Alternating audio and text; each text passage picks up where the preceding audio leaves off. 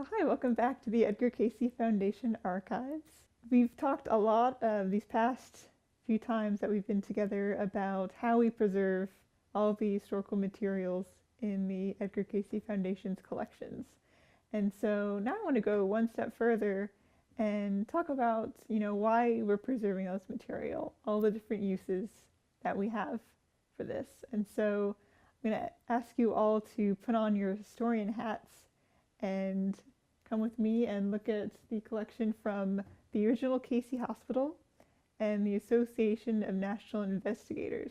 So this was the organization that was formed in 1927 before the A.R.E. was started, and they were dedicated to both studying Edgar Cayce's work as well as running the Cayce Hospital. And so these are all resources that Gladys Davis saved after the hospital was closed in 1930. And this can tell us a whole lot about the reasoning behind the hospital's founding, the day-to-day activities, the staff, what the hospital looked like, how it was run. And so this is basically the raw material from which the historical record is made. So we're going to start with this booklet right here. Now this is one of the informational booklets about Edgar Cayce's work that was published by A&I.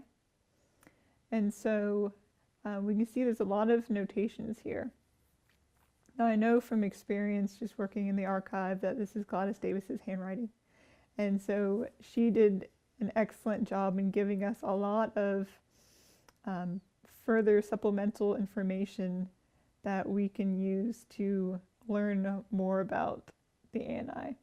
So she wrote down handily that this was published in 1926.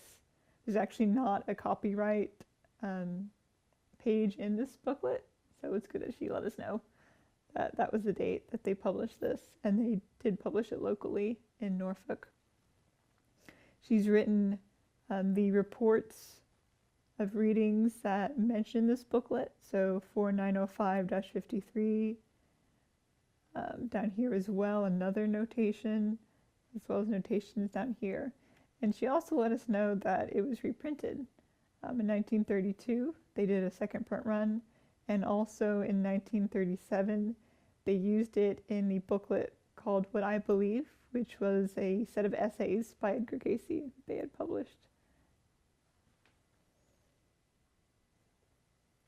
So she also saved an application form as well.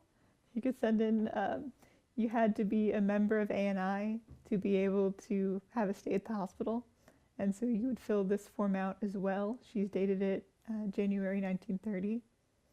And on the back it has conditions necessary to obtain best results from a reading, Mr. Cayce. So things to keep in mind before your reading is given to you.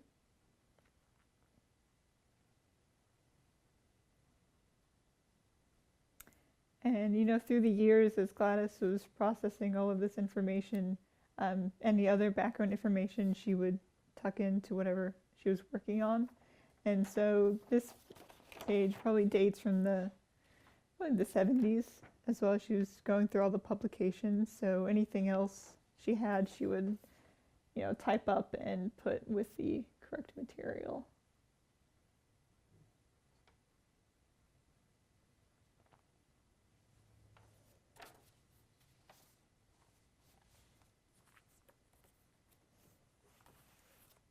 All right, we've also got an original brochure from the opening of the hospital. So this was part of, the marketing materials. So this would be given to people interested in Edgar Cayce's work, interested in going to the hospital for treatment. So this would tell them what kind of treatment they would receive, what the hospital was like. And so we're going to open up, take a look inside. We've got the Cayce Hospital of Research and Enlightenment, Virginia Beach, Virginia, owned and operated by Association of National Investigators for its members. And we have that motto here that we may make manifest our love for God and man the same motto that is above the door in the visitor center today on A.R.E.'s campus. I've got a nice portrait of Mr. Cayce.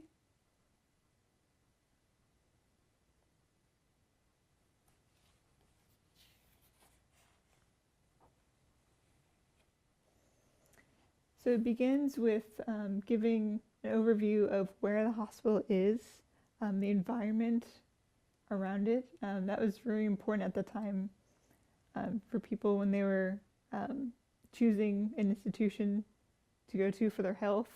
I've seen this also in college bulletins at the time. They're very interested in what the air quality was like, what region of the country it was in.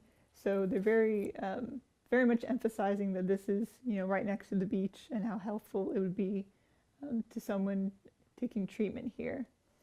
And we've got this wonderful artist rendering of the hospital building. And if you've seen pictures of our campus or you've visited us, you know that the hospital building is that green color, which when it was renovated, we based the current color on the original color here. And you can see this is a really pretty manicured looking lawn that they've got going on. It's a tiny bit of wishful thinking, because at the time it was mostly sand dunes, and you can see here on this photograph. And it really, shows how really sparsely built up the beach was at this time in the late 1920s. So you've got the Cavalier Hotel down the beach this direction, right? And there really wasn't much else between the Cavalier and the hospital.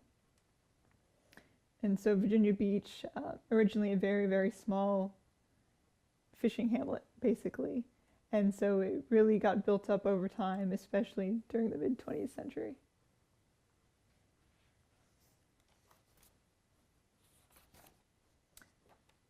So we've got a lot of great interior shots of the hospital.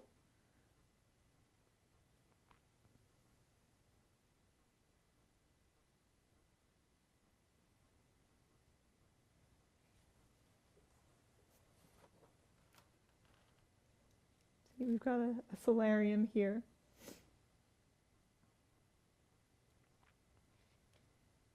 Plenty of sunlight. So different areas. So we've got living room and dining room. Now this is now the entrance to the spa up in the hospital building presently.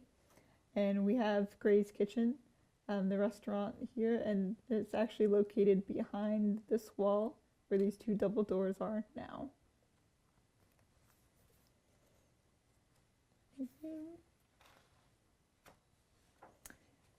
Here they have photos of the bedrooms you could stay in. There was different rates actually if you had a beach-facing bedroom or a forest-facing bedroom. And the library and lecture hall.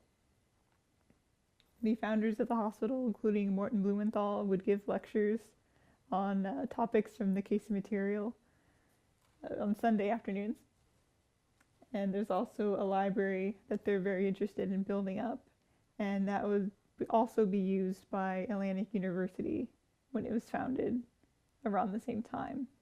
And Edgar's son, Hewlin, when he graduated from college in 1930, came back and became AU's librarian for a short time.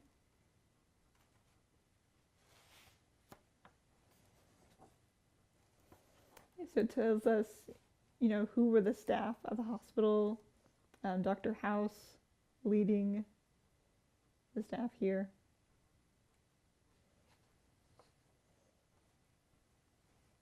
A lot of descriptions of the neighborhood around the region, how to get to the hospital as well, travel arrangements.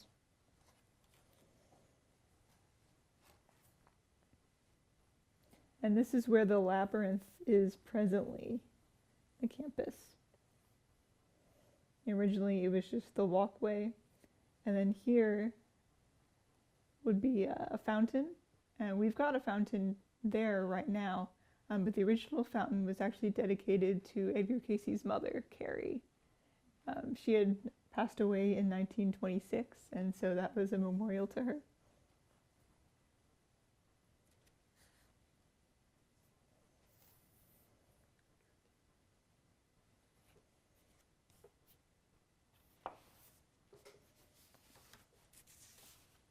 Keeping with the architectural theme, I found this pretty recently. We actually have the color scheme for the interior of the hospital originally. So they asked Taylor System of Color Harmony up in New York City, which I think was very fitting for them to choose a company that was very interested in, what are the best colors and the best colors that work together to be the most healing environment the hospital have. And so that's really, really neat that we have those original color chips that they were using in the design.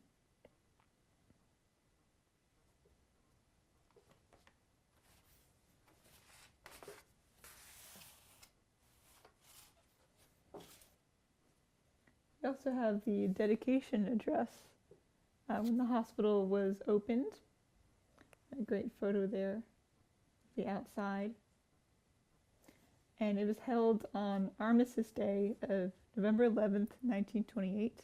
So Armistice Day being the date of the end of the First World War.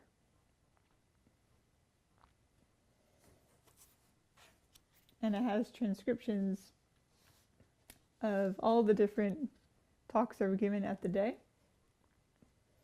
You see that Mr. Edgar Cayce did the prayer and also a talk. Address of welcome by Morton Blumenthal, and then the main address by William Moseley Brown, who is the president of Atlantic University.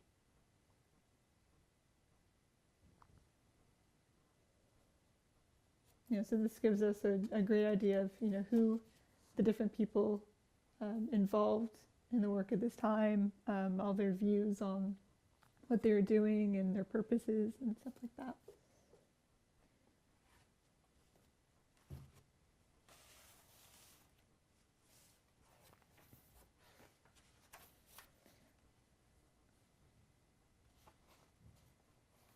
And we have more promotional material, which tells us they were really interested in reaching out to the local community and seeing if they could drum up support there. So we've got these wonderful printed flyers from the time.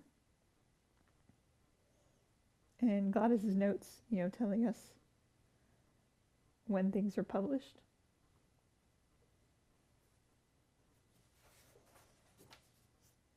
And something I find really interesting, we also have the inventory of the hospital. And so when the hospital closed in 1930, Morton Edwin Blumenthal's lawyers and their accountant came by to, collect all the accounts, all the information of the property. And so we actually have a copy of the inventory. And this is really important because it gives us,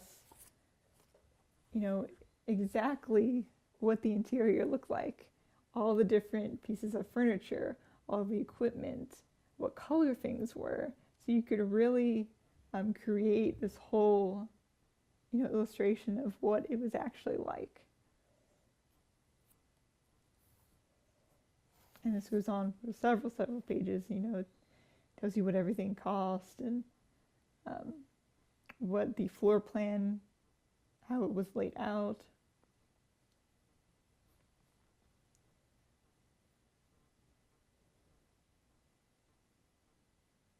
So really a very important document to have.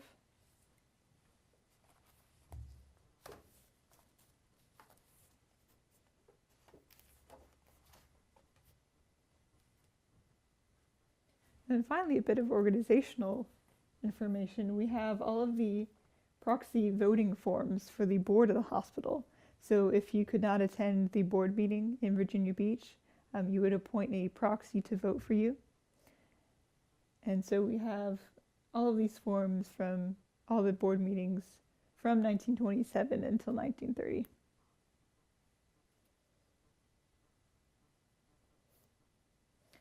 So all of these records, they're all pieces of a puzzle. And so you take all of these, and this gives you a great idea of what the hospital was all about, its purposes, its activities, who was involved, down to the paint color inside the rooms. And so this is all, raw materials of history that we are so lucky to have here in the archive. It gives us a wonderful, bird's eye view into our history and where we came from. And so I hope you've really enjoyed, putting on your historian's hat and kind of exploring all of the, wonderful information that we have preserved here in the archive. Now we'll be doing a lot of these activities leading up to July. We're celebrating the 90th anniversary of A.R.E. this year. So I'm very excited to be sharing with you a lot more of these really wonderful examples of our history. And so if you have any questions, please feel free to put them all down in the comments. I'd love to answer them for you. And I'll see you all next time. Thank you very much.